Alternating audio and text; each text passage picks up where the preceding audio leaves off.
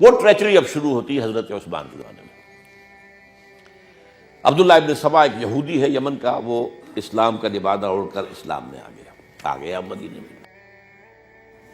یہاں اس نے اس معاشرے کا خوب تجزیہ کیا، یہاں کیا کیا چیزیں ہیں، کون کون سی فورسز ایٹ پلے ہیں، میں کس دختری رگ کو چھیڑ سکتا ہوں۔ میں نے محسوس کیا کہ بنو ہاشم اور بنو امیہ کی بڑی پرانی جو ہے چپقلش اور مسابقت، ایک طرح کا مقابلہ قریش کے ان دو بڑے گھرانوں کے اندر، یہ ان کی ہڈیوں کے اندر ہے، اس کو اٹھایا۔ اب عجیب بات اصل میں یہ ہے کہ خلیفہ اول نہ بنو امیہ میں سے تھے نہ بنو ہاشم میں سے، بنو ہاشم اور بنو امیہ کا معاملہ تھا۔ قریش تو سب ہے، تو قریش جو ہے ایک بڑا قبیلہ تھا، اس میں گھرانے یہ تھے، بنو امیہ بنو ہاشم۔ حضرت ابو بکر نہ بنو ہاشم میں سے تھے نہ بنو امیہ میں سے تھے، بنو تیم میں سے تھے، چھوٹا سا قبیلہ تھا۔ حضرت عمر بھی نہ بنو ہاشم میں سے تھے نہ بنو امیہ میں سے تھے، بنو عدی میں سے تھے۔ اب یہ حضرت عثمان تھے کہ جو بنو امیہ میں سے تھے۔ یہاں سے اس نے اٹھائی بات اور ایسی ایسی باتیں شروع کی جو عوام جو ہیں، جو پورا رسوخ فی العلم حاصل نہیں ہوتا، وہ اس کے اندر بہہ جاتے ہیں۔ دیکھو یہ کیسے ہو سکتا ہے کہ ہمارے نبی جو ہیں وہ تو زمین میں دفن ہیں اور عیسیٰ جو ہے آسمان پر بیٹھے ہیں، اور عیسیٰ تو دوبارہ آئیں گے اور ہمارے نبی نہیں آئیں گے، آئیں گے وہ بھی آئیں گے، اور ہر نبی کا ایک وصی ہوتا ہے، محمد کا وصی علی ہے، اسے ہونا چاہیے خلیفہ، وہ بنو ہاشم میں سے۔ باقی جو بھی خلیفہ بنا ہے غاصب ہے، ابو بکر غاصب، عمر غاصب، اور اب جو ہے سب سے بڑا غاصب نہیں غصاب کہہ لیں اس کو، وہ تو بنو امیہ میں سے عثمان۔ ہاؤ کم، کیسے خلافت اس کی؟ اور اس نے اس تک بات بڑھائی ہے کہ حضرت علی تو خدا ہیں، اوتار ہیں خدا کا۔ یہ ساری باتیں اس نے پھیلائی اور فتنہ برپا کیا، اور اس کی ایک خاص ٹیکنیک اس نے ایجاد کی۔ سب سے پہلے اس نے جا کر کوفے میں اپنا میدان جمایا۔ حضرت عثمان کے بارے میں تو اپنا بہت ہی، وہ تو اپنے رشتہ داروں کو پالتا ہے، ان کو عہدے سارے اپنے رشتہ داروں کو دے دیے ہیں، اور انہیں دولت انہیں دیتا ہے، یہ کرتا ہے، معاذ اللہ معاذ اللہ۔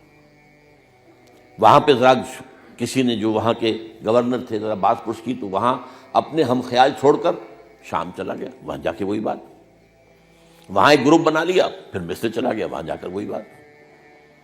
اب ظاہر بات ہے اس زمانے میں نہ کوئی ٹیلی کمیونیکیشن، نہ کوئی ٹیلی فون، نہ کوئی تار، کوئی اطلاعات کا وہاں پہنچنا وغیرہ۔ اس میں یہ ہے کہ وہ فتنہ تو جنگل کی آگ کی طرح بڑھ گیا، اس کا معالجہ کرنے والا جو ہے، اس میں حضرت معاویہ نے کہا بھی رضی اللہ تعالیٰ عنہ، آپ ہمیں اجازت دیں، ہم آ کر کچل دیں ان کو۔ گورنر تھے شام کے، انہوں نے کہا میں فوجیں لے کر آتا ہوں، ان کو کچل دیتا ہوں۔ حضرت عثمان فرماتے نہیں، جب تک یہ کوئی ایسا جرم کر نہ دیں کہ جس پر کو وہ گویا کہ زد میں آ جائیں، قانون کی زد میں۔ اگر یہ مجھے قتل کرنا چاہتے ہیں قتل کر دیں، پھر اس سے قصاص لے لینا، لیکن جب تک یہ قتل کرتے نہیں تو میں کس جرم میں انہیں ماروں؟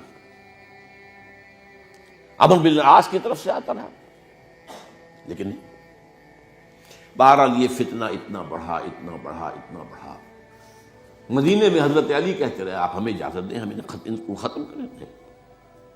یہ ایک علیحدہ بات ہے، میری کتاب جو ہے شہید مظلوم کا مطالعہ کیجیے، آپ اس کی تفصیل میں جانے کا یہ موقع دیں گے۔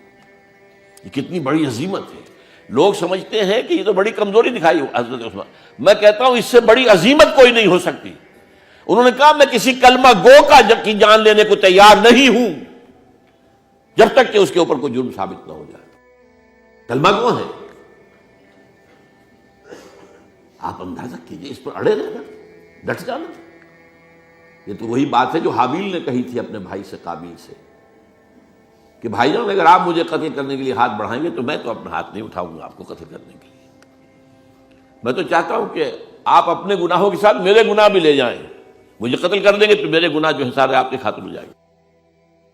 حضرت عثمان 1000 مربع میل کا رقبہ ہے جس کے اوپر کہ ان کی حکومت چل رہی ہے، اور فوجیں ہیں مصر سے اور دمشق سے بار بار اجازت مانگ رہی ہیں۔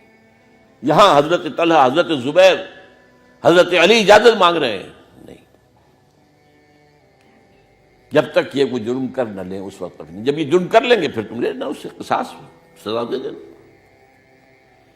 چنانچہ آخری وقت تک بھی یہ ہوا ہے کہ حضرت علی کے دونوں صاحبزادے حضرت حسن، حضرت حسین، حضرت عثمان کے دروازے پر کھڑے پہرا دے رہے تھے، عبداللہ ابن زبیر پہرا دے رہے تھے، لیکن وہ جو بلوائی تھے وہ پچھواڑے سے کہیں دیوار پھلانگ کے گئے، انہوں نے حضرت عثمان کو شہید کیا رضی اللہ عنہ۔